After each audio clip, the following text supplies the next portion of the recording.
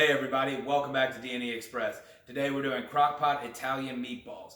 You can make them small or large depending on if you're going to make them for spaghetti, as an appetizer, or sometimes I like to eat them as an entree.